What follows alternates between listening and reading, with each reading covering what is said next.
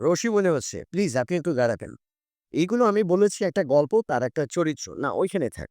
১, ২ এবং ৩ কেমন? আমি এক কাজ করি একটা কাছে রাখছি। আপনাকে বলছি। এই ২ টোর নাম আছে। আমি একটার নাম বলে দেব, আপনি আরেকটার নাম বলবেন। কেমন? এই দড়িটা দড়ি মনে হলেও এই দড়ির নাম কি জানেন? যে বাসায় থাকে, শাড়ি পরে, রান্নাবাটি করে, বাচ্চাদের খুব খেয়াল রাখে, স্বামীকে ধমক দেয়, সন্তানকেও ভালোবাসে। তাহলে এই দড়ি কি নাম? মা দড়ি। আপনাকে ধন্যবাদ। কেমন? তাহলে এই দড়ির কি নাম হতে পারে? বাবা দড়ি, তাই না? মা এবং বাবা। প্লিজ আপনি বসে যাবেন। মা এবং বাবা কার আছিস? বাকিদের নেই? অনেকে হাত তোলেনি। এবার হাত নামিয়ে নেন। অনেকেই হাত তোলেনি। মা-বাবা তো সবার আছে, তাই না?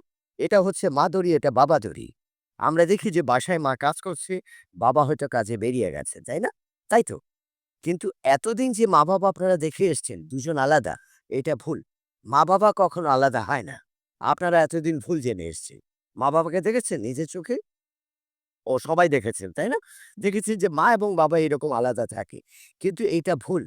আজকেই আপনারা বাড়ি ফিরে এইভাবে আমার মতো এক চোখ বন্ধ করে, না পারলে এইভাবে এক চোখে কিংবা দরজার ফাঁক দিয়ে মা-বাবাকে দেখবেন, কেমন? এতদিন যেটা আপনারা জেনে এসছেন, এটা ভুল। মা-বাবা কখনো আলাদা নয়। মা-বাবা এইরকম একসাথে থাকে এবং সন্তানকে ভালোবাসে, কেমন? তাই তো? তাহলে এই দড়ির কি নাম হতে পারে? আপনি বলেন, এটার কি নাম হতে পারে? সন্তানদেরই ধন্যবাদ। ওনার জন্য বড় একটা হাততালি। যারা আমরা সন্তান আছি, তারা আজকের এই আয়োজনে আমি একটা মেসেজ দিতে চাই।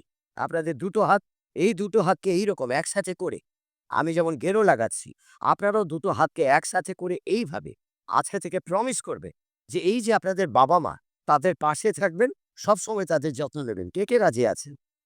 বাকিরা রাজি নেই। অনেকে হাত তোলেনি। যাক, এইভাবে মা-বাবার পাশে থাকবেন এবং সবচেয়ে বড় কথা কি জানেন?